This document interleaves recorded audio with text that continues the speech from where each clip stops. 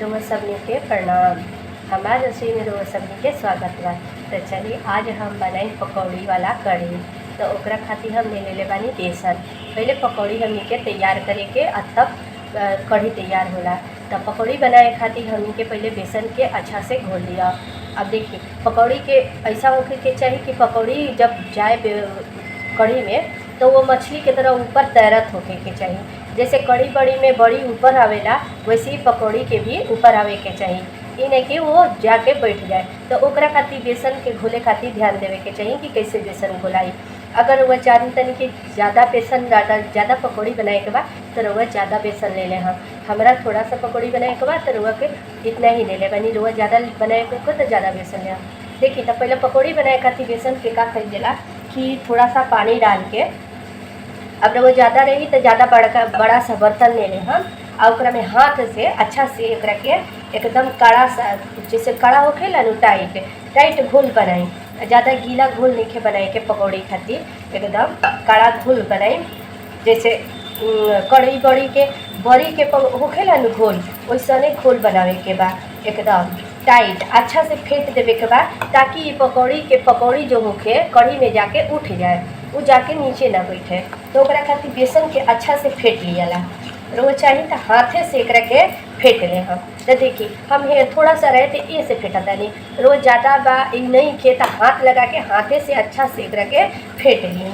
तो एकरा के जितने फेंटा उतने बेसन उठेला। एकरा में ज़्यादा पानी बेसन में नहीं डाले के। तो यही तरीका से एकरा के फेंट ले हम। देखिए तो हम बेसन के 5 से 10 मिनट से एकरा के इस तरीका से फेंट लेने वाली। अब एकरा के रउआ ढक देता नहीं कई मिनट खातिर 10 से 15 मिनट खातिर अच्छा से ढक दे हम।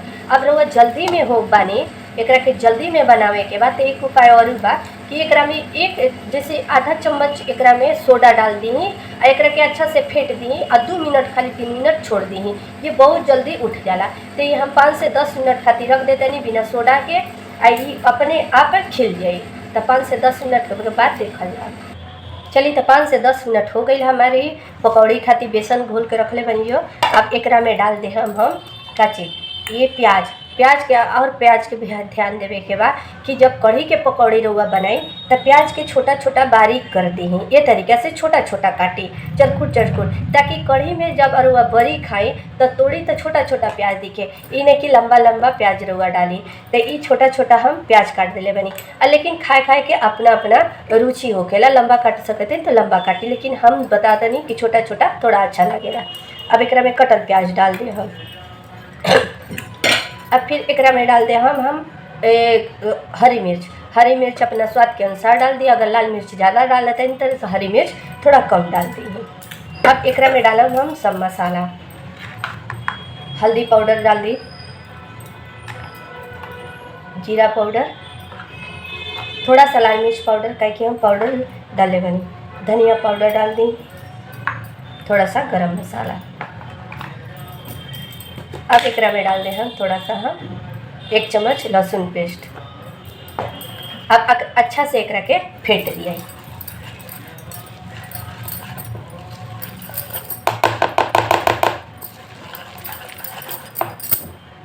चलिए तो देखिए हम अच्छा से पकौड़ी के घोल तैयार कर लेनी। अब एकरा के चलल जा बनावे। अब बनावे के पहले हम एकरा में नमक डाल दे हम।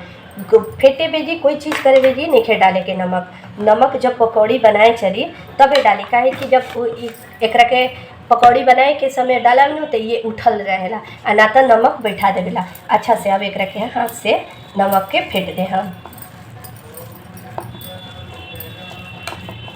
चलिए तो तैयार हो गए। अब एकरा के बनावे चलल जा। चलिए पकौड़ी बनाए खातिर हम पहले से तेल गरम कैले बनी। तेल मीडियम में गरम होके के चाहिए। मीडियम के मतलब होखेला ज़्यादा गरम ना और ज़्यादा ठंडा ना, वो अंदर से पकौड़ी पाकेला। तो एकरा हमारा गरम बा मीडियम, ओकरा में डालम छोटे छोटे पकौड़ी। थोड़े से गोल गोल करके पकौड़ी डाल दे हम सब।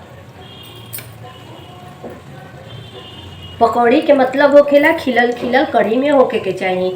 अब इ नहीं कि पकौड़ी ईटा जैसा नीचे जाके बैठ जाए, पकौड़ी उठे के चाहिए। अब सब पकौड़ी के हम डाल दिले बानी। अब एक तरफ अच्छा से पक जाई तो एकरा के पलट दिए। चलिए तो एक तरफ पक गई बा, चाकू से चाहे अपना छन्नी से पलट दिए करा के। आराम से सबके पलट दी। ये हल्का लाल होके के चाहिए, पकौड़ी जैसा ना कि थोड़ा सा कुरकुरा बनाए के बाद एक थोड़ा सा हल्का सा लाल होके के चाहिए। जैसे पकौड़ा बनावल जाला खाए वाला वैसा नीचे बनाए के। चलिए तो सब हम पलट दे बानी, अभी अच्छा से पक जाए। चलिए तो पकौड़ी हमार अच्छा से तल गई बा। अब एक के हमनी के निकाल लिया। देखिए ये तरीका से होके के चाहिए पकौड़ी, थोड़ा सा लाल लाल, ज़्यादा हल्का मतलब कि ज़्यादा इतना लाल कर दिया ला पकौड़ी खाए वाला वैसा ना होके के चाहिए। चलिए तो सब पकौड़ी हम निकाल लेंगे। देखी तो हमारे पकौड़ी तैयार हो गई। देखी तो कैसन हो गई बा। अभी तो पता चली कढ़ी में गईला के बाद, अभी तो ना पता चली कि पकौड़ी कैसन बा। अब पकौड़ी ये कढ़ी में बने। अब चलिए कढ़ी की तैयारी कर लिया। चलिए कढ़ी खातिर हम दही ले ले बानी।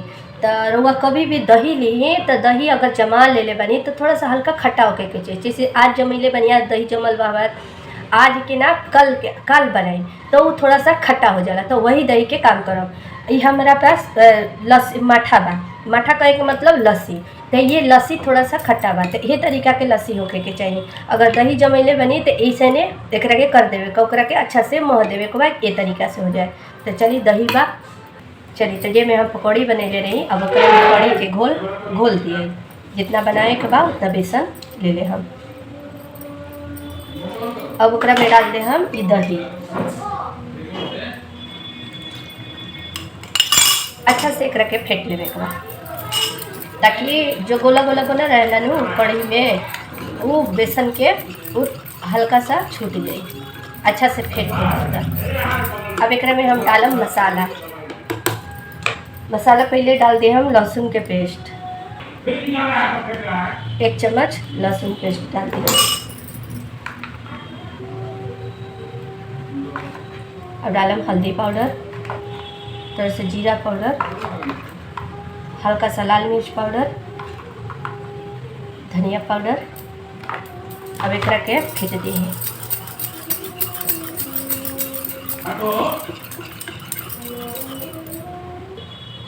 चलते ही करेंगे, थोड़ा सा पानी और डाल दिया। चलिए तो हो गई कढ़ी के ही घोल तैयार। अब चलिए बनाए चला। चलिए तो पहले फोड़न देवे खातिर उतना भर तेल डाल दिए। तेल के अच्छा से गरम होके दे। चलिए तो तेल गरम हो गई बा। अब एक में डालम फोड़न। जैसे पचफोड़न ले ले बानी, लाल मिर्च, फिर ये काला सरसों और चाहे राई, रो कुछ भी ले सकता नहीं, ये जरूरी चीज़ है। और जितना राई ले ले बनी ओकरा आधा ले ले हम पचफोड़न, सब चीज़ के कर ले हम। अब डालते हम एकरा में आधा चम्मच तक ले हम हींग। हींग जरूरी चीज़ है पाएबादी खातिर। ओकरा में डाल दे हम 2 तेजपत्ता। ये बिहार में ज़्यादातर तेजपत्ते पर बनेला कढ़ी, तो तेजपत्ता डाल दे हम। चल तो सब चीज़ कड़क गई बा। अब डालम एकरा में कड़ी पत्ता।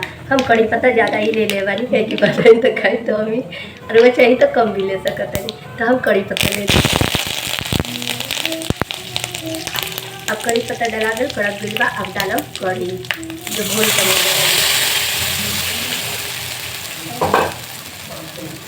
एकरा में और थोड़ा सा पानी डाल के पतला घोल कड़ी के तैयार करब।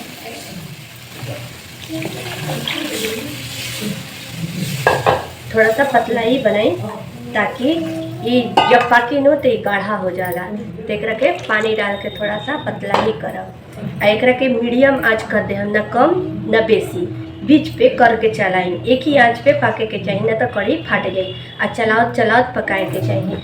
अब एकरा में स्वाद अनुसार अब ये नमक डाल देता है। स्वाद अनुसार नमक डाल दे। अब एकरा के चलावत ऐसे ही चलावत रहे के बाद, ना तो कढ़ी फाट जाला। कढ़ी में कन हो जाए तो समझ जाइए और पाक गई बा। कोई कोई कढ़ी वैसन होला कि दुख होला ना गल उतार दी लोग, तो पखेव बन जाला। पखेव का मतलब तो जानते हो कम जा, अरे पखेव बन जाला। तो कढ़ी में जब तक ले कण ना आ जाए, गोल गोल गोला जैसा ना आ जाए, तो कढ़ी पाके लेना। तो इस तरीका से चलावत चलावत कढ़ी के पकाए के बा। चलिए तो देखिए कढ़ी अच्छा से ये पाक गई बा। ये तरीका से खौले के चाहिए। तो कढ़ी में जब हल्का सा कण आवे लगी, अब बताएंगे कण कैसन होखेला। तो कण जैसे गोला गोला हो जाला नु, ऐसे छोलनी उठाई तो ये बुलबुला बुलबुला जैसे सब जगह होखी। तो देखिए रुआ के बता तनी आराम से देखी। तो एगो चम्मच ले ले बानी, एकरा के उठाई आ ध्यान से देखी, छोटा छोटा ये गोला गोला तरीका से हो जाई तो आप समझ जाई कढ़ी पाक गई बा। अभी जब कढ़ी पाक जाई तो एकरा में जो रखले बनी रुआ वही पकौड़ी बना के एकरा में डाल देवे के बाद अब एकरा के 2 से 3 मिनट तक ले आराम से कढ़ी में पकावे के बाद कढ़ी के ध्यान रहे जब तक ले कढ़ी में कण ना होखे तब तक ले कढ़ी रह पाकल नहीं खे। काहे कि जब कढ़ी रवा रख दे हम तो कढ़ी पकियो जैसा जम जाई तो वो जमे के ना चाहिए। कढ़ी के यही मतलब है कि कढ़ी कभी जमे के ना चाहिए, ना तो पके हुए बा एक तरह से। तो चलिए हमारे देखिए ये कढ़ी तैयार हो गई। अब बड़ी आराम से ऊपर से खिलल बा। कढ़ी में जो पकौड़ी होखेला बड़ी के तरह ऊपर ऊपर खिले के चाहिए, तैरे के चाहिए मछली के तरह। तो समझ जाइए और पकौड़ी भी अच्छा से पक गई बा। चलिए तो कढ़ी हमार तैयार हो गई। रोड पकौड़ी दिखा था कि पकौड़ी ऊपर सब ऊपर ऊपर आ गई बा। कढ़ी के मतलब है कढ़ी पकौड़ी वाला, कढ़ी के मतलब है कि पकौड़ी ऊपर के तरह होके के चाहिए। देखी तो ये ऊपर के तरह सब पकौड़ी बा। तरह पकौड़ी भी अच्छा से बने के चाहिए और कढ़ी भी अच्छा से बने के चाहिए, तबे पकौड़ी वाला कढ़ी तैयार होगी। तो चलिए हम उम्मीद करते हैं कि हमार रसोई के बनल खाना लोग के अच्छा लागत होगी। चलिए तो कढ़ी पाक गई बा, गैस के बंद कर जाओ और लेके चलते हैं निकाल के दिखाओ। चलिए तो कलछुल मिला जाओ, निकाल के दिखाओ। देखिए तो कढ़ी के कण अगर हो जाए रहुआ शाम तक ले भी कढ़ी रख दे हम तो ये कभी रात जमी ना। कढ़ी के कण के मतलब ये होखेला कि कढ़ी जमे के ना चाहिए। कढ़ी जम गई तो अब कढ़ी जमे के ना चाहिए। तो देखिए कितना खूबसूरत सब। अब यो बात बता दी कि कितना मतलब ये पकौड़ी के कभी भी जमे नीचे बैठे के ना चाहिए, पकौड़ी ऊपर तैरे के चाहिए मछली के तरह पर कढ़ी तैयार बा।